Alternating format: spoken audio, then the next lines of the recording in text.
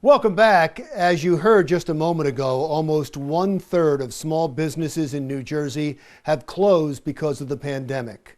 I interviewed John Holub, president of the New Jersey Retail Association, and he says to survive, small businesses must evolve.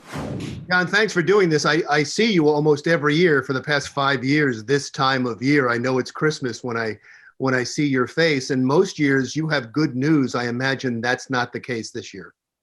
Well, it's not entirely all gloom and doom. Obviously, the last, now going on 9 months has been a complete roller coaster for the industry. But it is somewhat encouraging. I mean, there's some optimistic numbers that are out there as far as retail sales. We've actually, the month of October was the 6th month of retail sales actually increasing.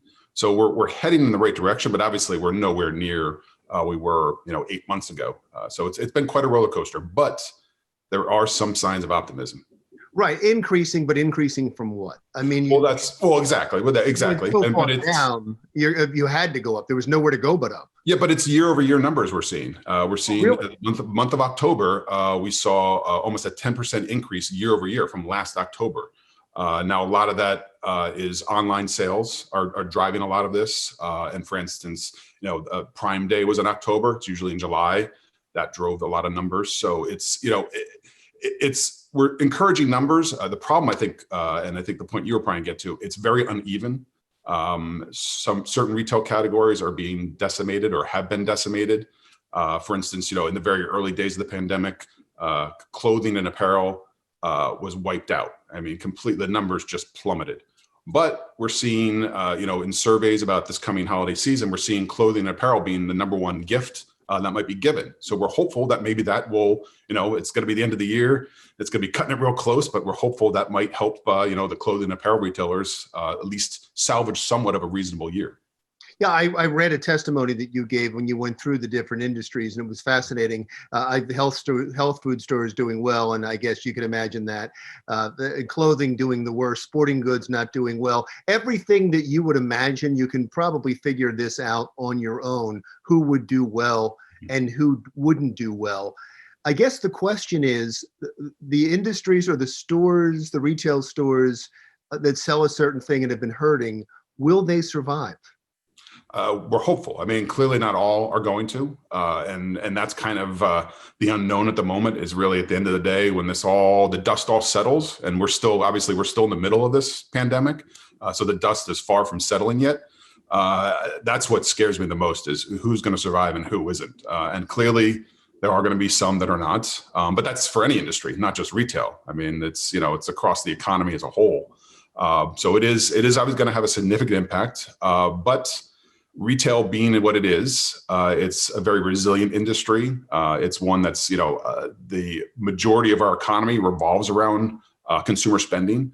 So it's something that will come back at some point to a certain extent. And, and not to sound too Darwinian, but, the strong will survive. And the retailers that have been able to adapt have been able to convert. If they didn't have a big online presence, the ones that have been able to really boost their online presence, the strong will survive. And retailers are a very ingenious group of folks that I've known for a long time. And if there's anybody that can come out of this, it is retailers. So the vaccine is coming. There's light at the end of the tunnel. I'm sure all retailers are excited about that.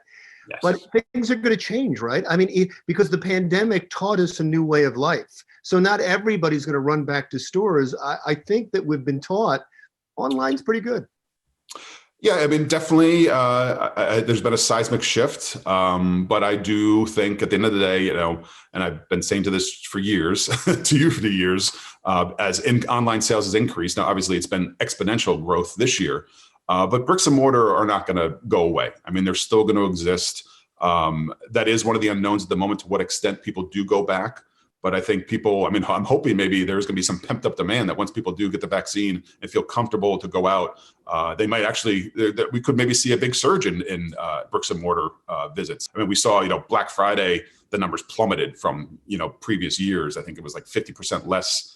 But, a year from now, if the vaccine is widespread and everybody's comfortable going out, I could see, record numbers of people, just this pent up demand of people wanting to go out and socialize. Retail is more than just about buying things. Sometimes it's sometimes ritualistic for some people, especially on a day like Black Friday.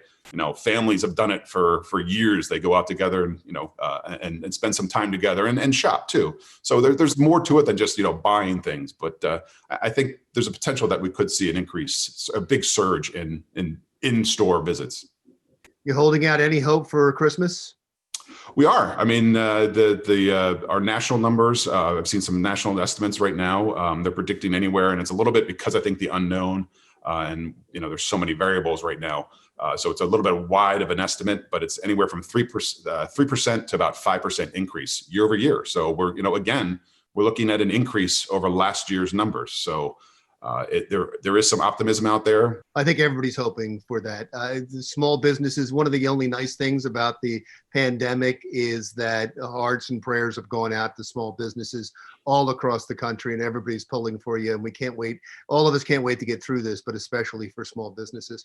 Always appreciate your time, John. John Holub, New Jersey Retail Association. When we come right back, food trucks have found a way to survive during the pandemic. We'll tell you how next.